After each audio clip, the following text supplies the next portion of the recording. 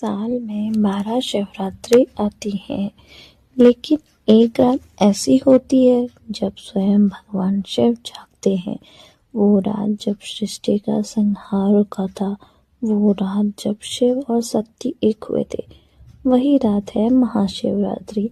लेकिन सवाल ये है, महाशिवरात्रि आखिर क्यों मनाई जाती है? आज हम जानेंगे इसके पीछे छुपे गहरे पौराणिक रहस्य और अद्भुत कथाएं। यह केवल त्योहार नहीं, बल्कि आत्मा के जागरण की रात है। सबसे प्रसिद्ध मान्यता के अनुसार महाशिवरात्रि के दिन भगवान शिव और माता पार्वती का विवाह हुआ था। माता सती के आत्मदाह के बाद माता पार्वती ने कठोर तपस्या की। हजारों वर्षों तक उनकी भक्ति से प्रसन्न होकर भगवान शिव ने उन्हें स्वीकार किया और फाल्गुन मास के कृष्ण पक्ष की चतुर्दशी को शिव पार्वती का विवाह संपन्न हुआ।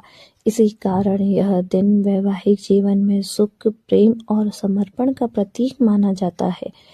एक और महान कथा जुड़ी है महाशिवरात्रि से, समुद्र मंथन की कथा। जब देवता और असुर में अमृत के लिए समुद्र मंथन कर रहे थे, तभी समुद्र से निकला हलाहल विष जो पूरी सृष्टि को नष्ट कर सकता था।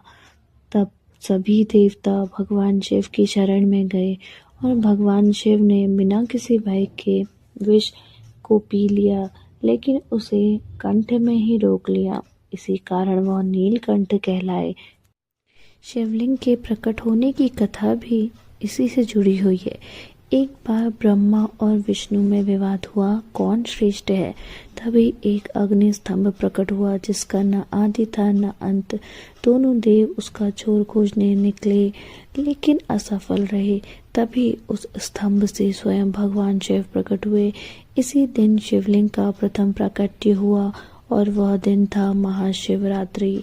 महाशिवरात्रि पर व्रत, जलाभिषेक और जागरण केवल परंपरा नहीं, व्रत इंद्रियों पर नियंत्रण करता है।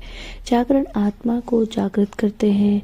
जल, दूध, बेलपत्र अहंकार का त्याग करते हैं। कहा जाता है जो इस रात शिव का ध्यान करता है वह जन्म मरण के बंधन से मुक्त हो जाता है।